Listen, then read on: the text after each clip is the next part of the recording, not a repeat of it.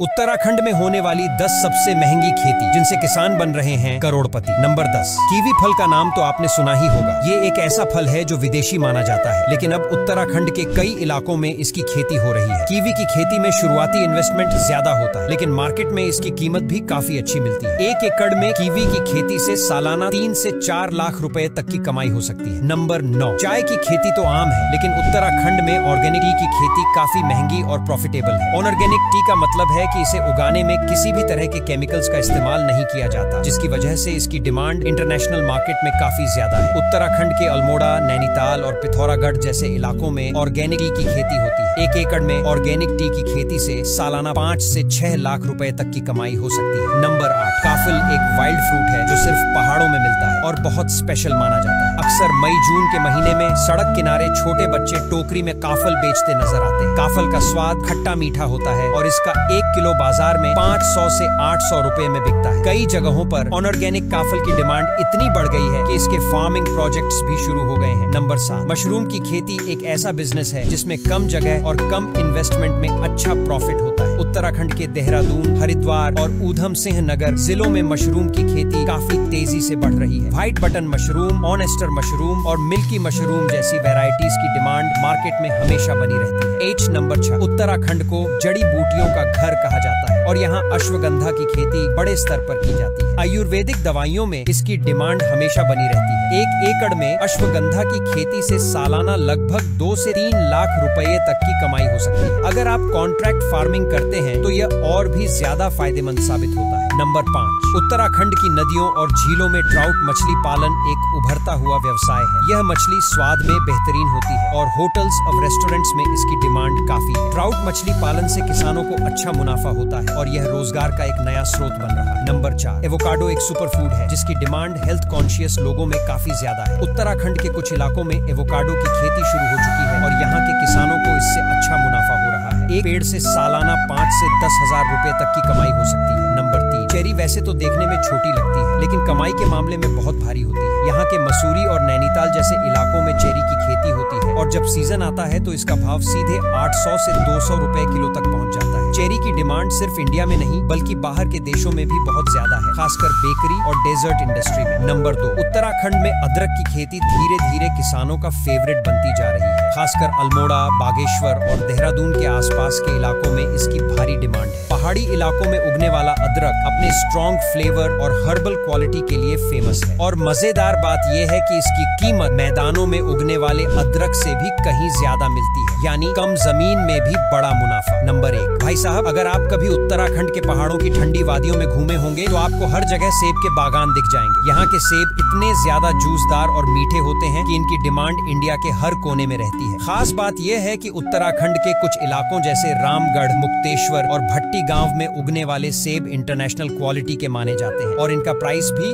जबरदस्त होता है, यानी एक बाग का सेब बेचकर किसान